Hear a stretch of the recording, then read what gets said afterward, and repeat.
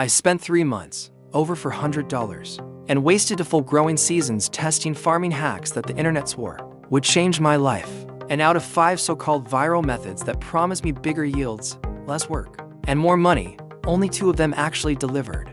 2.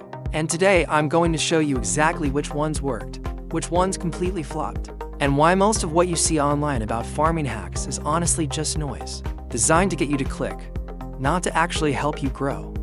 Welcome back to Green Profit Lab, the channel where we don't just talk about farming. We actually go out there, get our hands dirty, test everything ourselves, and then come back here and tell you the truth. If you're new here, I want you to know something important. This channel is not about selling you a dream.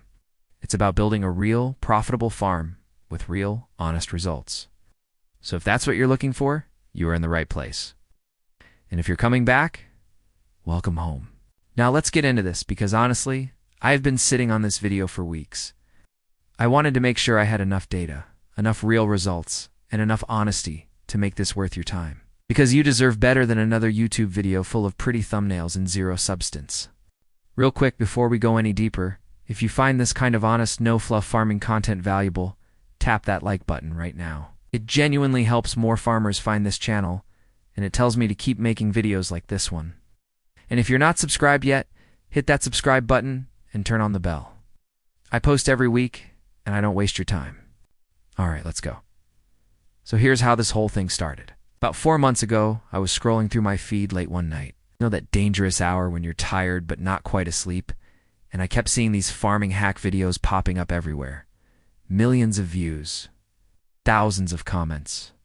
People in the comment sections going absolutely crazy, saying things like this changed my whole farm and I tripled my yield using this one trick. So I'll be honest with you, my first reaction was skepticism, because I've been farming for a while now, and I know that if something sounds too easy, it usually is. But then I thought, what if I'm wrong? What if some of these actually have something to them and I'm just being stubborn? What if real farmers out there are leaving results on the table because they dismiss something too quickly? So I made a decision. I was going to pick 5 of the most popular, most shared, most viral farming hacks I could find. And I was going to test every single one of them properly. Same soil, same climate, same conditions, as much as I could control. And I was going to document everything and report back with the truth. And what I found surprised even me, because 2 of these completely flipped my expectations, but not in the way you'd think. Let's start with the first one. This one was everywhere. I saw it on at least a dozen channels and probably 40 or 50 short-form videos. The hack was using banana peels buried directly around your plants as a natural fertilizer booster. The claim was that the potassium in the banana peels would release slowly into the soil and supercharge your plant growth, especially for tomatoes and peppers. Sounds reasonable, right? Banana peels do contain potassium. That part is technically true. So I ran a side-by-side test on 2 identical tomato beds. One bed got the banana peel treatment every 2 weeks for 2 months. The other bed got my standard composting approach. Tracked growth rate, leaf health, fruit size, and yield. The result? The banana peel bed performed almost exactly the same as the control bed. Not better, not worse, just the same. And here's why. The problem isn't that banana peels don't have nutrients, they do. The problem is that burying them whole next to your plants is one of the slowest, most inefficient ways to get those nutrients into your soil.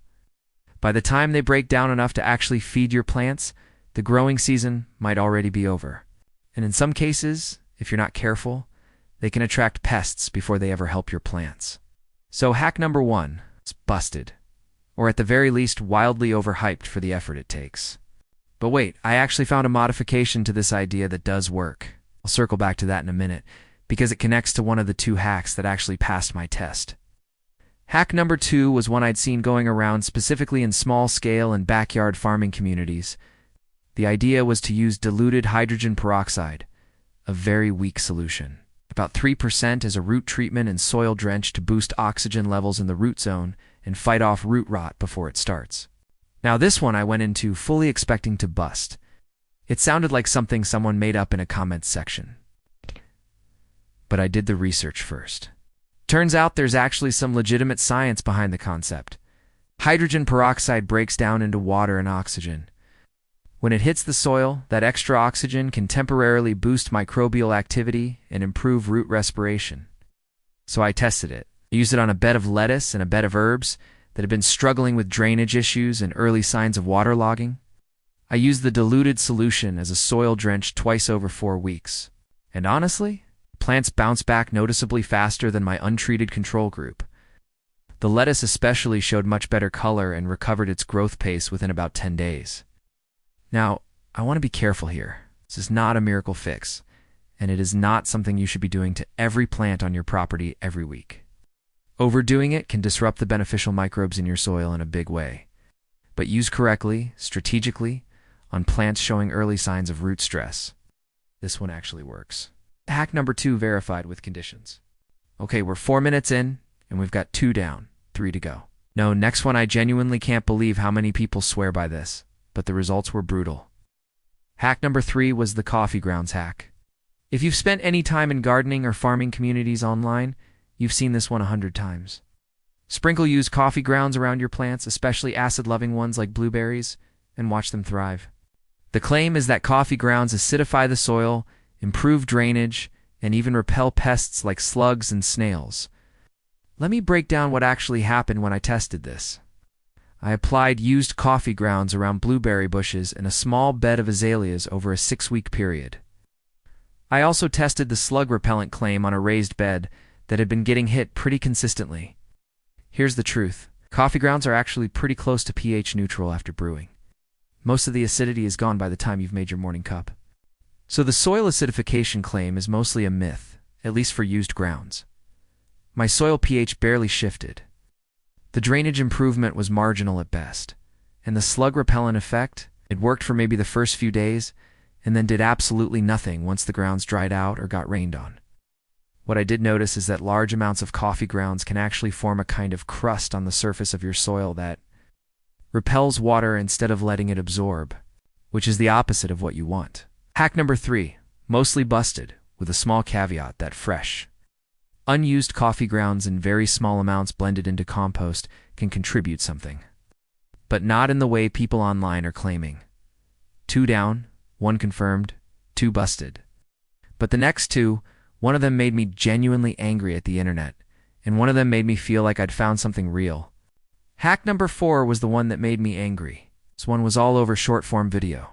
The hack was to use Epsom salt, magnesium sulfate, as a spray directly on your plants to boost growth and increase yield. Sometimes with claims that it could double your tomato production. I want to be really careful here because this is the kind of thing where bad advice can actually hurt people's farms. Epsom salt does contain magnesium and sulfur, both of which are secondary nutrients that plants do need. And if you have a verified magnesium deficiency in your soil, targeted Epsom salt application can be legitimately helpful. But here's the problem with the viral version of this hack. Most farms and gardens in the United States do not have a magnesium deficiency. Most soils already have adequate levels. And when you spray or add Epsom salt to soil that doesn't need it, you are not helping your plants. In some cases, you're actually making it harder for them to absorb other nutrients like calcium and potassium because of the way these elements compete in the soil. I tested this on tomatoes and peppers. My tomatoes showed no measurable improvement in yield. My pepper plants actually showed mild signs of nutrient imbalance after 6 weeks of Epsom salt treatment. Hack number 4, get a soil test first. If your magnesium is low, this works. It's not, you might be doing more harm than good. The internet version of this hack is dangerous because it skips that step entirely. And now, the hack that actually works. The one I tested last because I was saving the most interesting one for when I had the most to compare it against. And this one genuinely changed how I think about soil prep. Hack number 5 is the one I want you to pay close attention to. This one came from a video that had somewhere around 4 million views, and the comments were full of farmers, gardeners, and homesteaders all saying the same thing, that this had transformed their results. The hack was biochar application. If you haven't heard of this before, biochar is essentially charred organic material wood, plant matter, agricultural waste that's been burned in a low-oxygen environment. The result is a highly porous, carbon-rich material that you mix into your soil. The claim was that it improves water retention, feeds beneficial microbes, improves soil structure, and can dramatically increase plant yields over time. I tested this on a section of my garden that had struggled with sandy, low-retention soil for years. I mixed biochar into the top 12 inches of a 12 by 4 foot raised bed, and planted summer squash and green beans alongside a control bed, with identical planting and care but no biochar. 8 weeks later, the biochar bed was performing noticeably better on almost every measure. Water retention was visibly improved. I was watering the control bed about 25% more frequently to keep the moisture levels consistent. The squash in the biochar bed were larger, the plants looked healthier, and the root systems, when I eventually did a post-season inspection, were more developed and more evenly distributed through the soil. This one is real. The science backs it up. Farmers in developing countries have been using versions of this for centuries. It's now getting serious attention from agricultural researchers. Hack number 5. Verified. And honestly, one of the best low-cost soil improvement strategies I've ever tested. But here's something I didn't expect to find when I went back and looked at hacks 1 and 5 together, and it completely reframed how I think about the banana peel idea from earlier. So remember how I said banana peels weren't doing much on their own? Here's the thing. When I looked at the science behind why biochar works so well, a big part of it comes down to its ability to feed and house beneficial soil microbes. Biochar essentially creates a habitat, tiny pores, that microbes can live in, breed in, and thrive in. And those microbes are what actually break down organic matter and make nutrients available to your plants. Now think about banana peels again. The problem with burying them whole wasn't that they had nothing to offer. The problem was that without the right microbial environment, they couldn't break down efficiently or fast enough. But when I ran a follow-up test where I ran banana peel material through a blender with water to create a liquid fertilizer, essentially a banana peel tea, and applied that to soil that had already been amended with biochar and had a healthy microbial population, the results were meaningfully better than the standard compost bed. This is the part that the viral hack videos almost never tell you. Farming is a system. You can't take one element out of context and expect it to perform. The reason most of these hacks fail isn't because the ingredient is useless. Sometimes there's real science in there. It's that they're presented as shortcuts instead of as pieces of a larger approach. And shortcuts on a farm almost never hold up the way they do in a 90-second video. So what does this all mean for you? If you're out there managing a small farm, a homestead, a backyard garden, even a market garden, what do you actually do with this information? Here's what I'd actually recommend based on everything I tested and everything I learned going through this process. Number 1, stop chasing hacks and start building systems.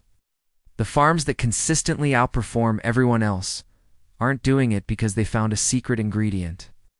They're doing it because they've built a soil environment that supports everything they grow. Biochar is one of the most accessible ways to start doing that even on a small budget. Number 2, before you try any nutrient-based intervention, whether it's Epsom salt, banana peels, coffee grounds, whatever, get a soil test done. It's cheap, it's fast, and it will tell you exactly what your soil actually needs instead of what some video says every garden needs. You might find out your soil is already doing better than you think, and you've been adding stuff it doesn't want. Number 3, don't dismiss something just because it went viral. The hydrogen peroxide root treatment is a perfect example of something that works, but only if you understand when and why to use it. Viral content by definition has to be simple and dramatic to spread. Real farming is neither of those things. So when you see something interesting, look for the science. Run a small test. Track your results. Number 4, document everything. I know this sounds basic, but it is one of the most powerful things you can do as a farmer.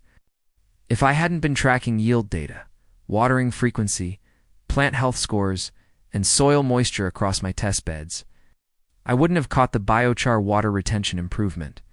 That improvement alone is saving me real money in water and real time and labor every single week. And the last thing I want to leave you with today is something I've been thinking about a lot as I put this video together. There's a reason these viral hack videos get millions of views. It's not because farmers are gullible. It's because farming is hard. And when you're out there dealing with inconsistent weather, pest pressure, soil problems, market prices, and everything else that comes with growing food, you want to believe that someone out there has found an easier way. It's human. That's completely understandable. But the best thing I can give you is not another hack.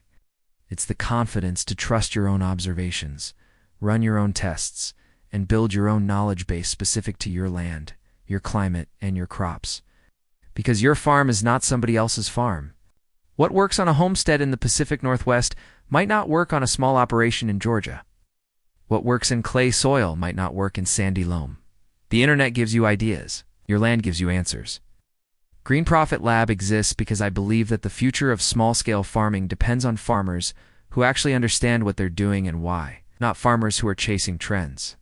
And every time you watch a video like this one, every time you go test something yourself, every time you share what you've learned with another grower in your community, you're making that future more real. All right, that is a wrap on this one. If you actually tested any of these hacks yourself, or if you've tried something similar and got completely different results than I did, I genuinely want to know. Drop it in the comments below. Tell me what you tried, what happened, and what your soil type was. Those comments become some of the most valuable information on this channel because real farmer experience beats theory every single time. If this video gave you something useful, a new idea, a perspective shift, even just a reason to question something you saw online, share it with one other farmer, gardener, or homesteader, Word of mouth is still the best way to grow this community, and it means the world to this channel. Like this video if you got value from it. Subscribe if you want more honest, tested, no fluff farming content every single week. Out.